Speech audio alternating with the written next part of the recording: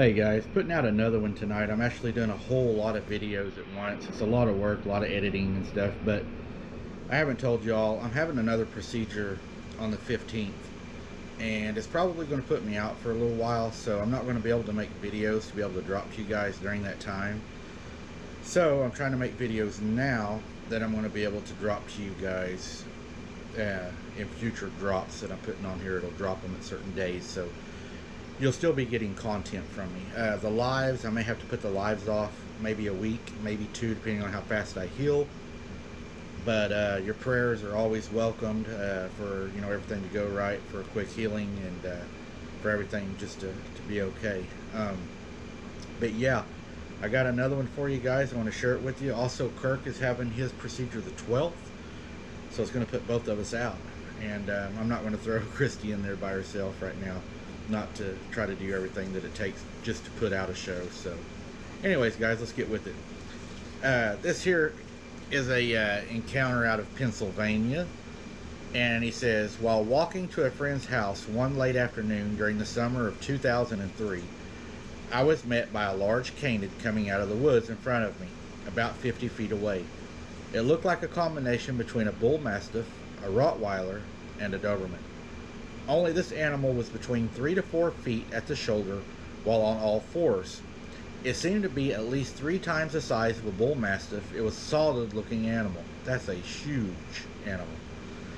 I watched it as it covered that 50 feet in less than 5 seconds. And it was to me. It got right up to me and lunged forward to attack me using only its mouth.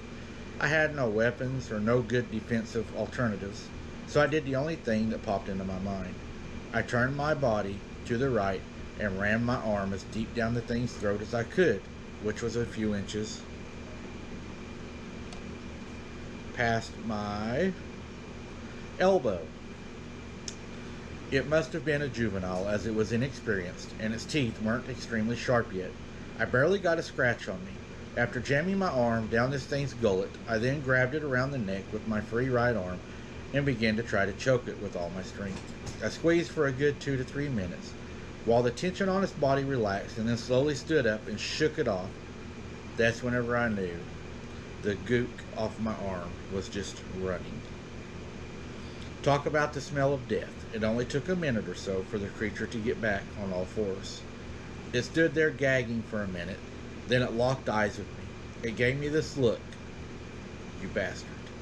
Then it turned and ran off back into the woods, bipedally. Both of its front feet were actually like human hands, as it had 5-digited fingers, although the claw-like nail at the end was less than 2 inches.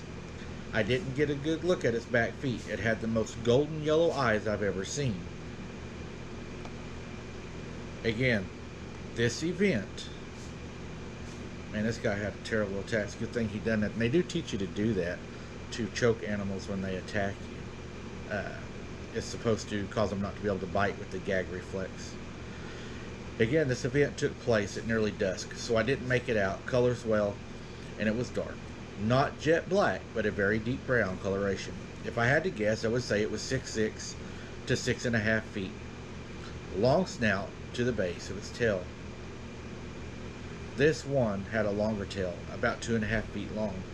It also felt like it weighed 200 pounds if it was a pound. It was probably heavier than that, but once again, I was lucky and pretty strong in my younger days, and was able to stalemate its attack. People have a tendency to think you're crazy when you tell them you defeated a Dogman werewolf in the hand-to-hand combat. It appears that there may have been living, breeding population of them in a spot, but I'm not intending to try to find out.